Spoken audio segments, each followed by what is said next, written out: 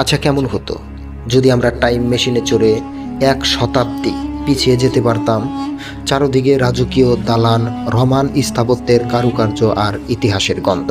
হ্যাঁ বন্ধুরা, আজ আমরা দাঁড়িয়ে আছি বাংলাদেশের অন্যতম সুসংরক্ষিত এবং দৃষ্টিনন্দন এক রাজবাড়িতে, টাঙ্গাইলের মহেরা জমিদার বাড়ি।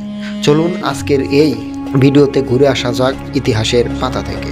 ঢাকা থেকে মাত্র কয়েক কিলোমিটার দূরে টাঙ্গাইলের মির্জাপুরে অবস্থিত এই মহেরা জমিদার বাড়িটি আনুমানিক 1890 দশকের দিকে কালীচরণ সাহা এবং আনন্দ সাহা নামের দুই ধৌনাট্য ব্যবসায়ী ভাই রাজকীয় প্রাসাদটি নির্মাণ করেন।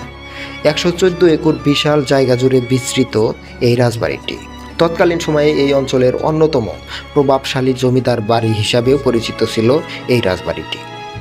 কথিত আছে এই জমিদাররা প্রজাদের প্রতি বেশ দয়ালু ছিলেন।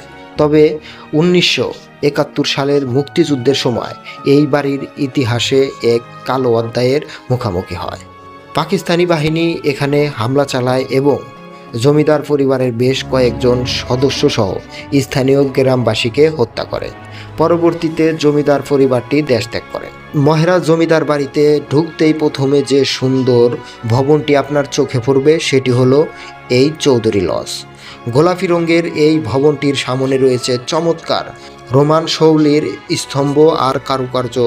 দেখলেই বোঝা যায় সেই আমলের কারিগরদের রুচি কতটা উন্নত ছিল। চৌধুরী লজের ঠিক পাশেই রয়েছে আনন্দ লজ। এটি সম্ভবত এই পুরো চত্বরের সবচেয়ে আকর্ষণীয় ভবন। এর উপরের অংশে থাকা হরিণের মূর্তি এবং নিখুঁত নীল সাদা রঙের মিশ্রণে যে কোনো পর্যটককেই মুগ্ধ করতে বাধ্য হবে।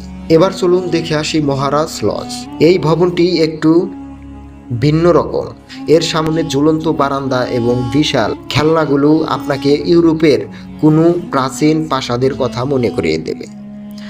সর্বশেষে রয়েছে কালীচরণ লজ। জমিদারির শেষ ভাগে এই ভবনটি নির্মিত হয়েছিল, তাই এতে কিছুটা আধুনিক ও ইংরেজি স্থাপত্যের প্রভাব লক্ষ্য করা যায়। শুধু এই বিশাল দালান কোঠাই নয়, মহেরা জমিদার বাড়ির চারপাশটা যেন একটা জীবন্ত ক্যানভাস। এই যে দেখছেন বিশাল দিঘি, এর নাম বিশাখা সাগর। এছাড়াও এখানে রয়েছে পাঁচরা পুকুর ও রানী পুকুর।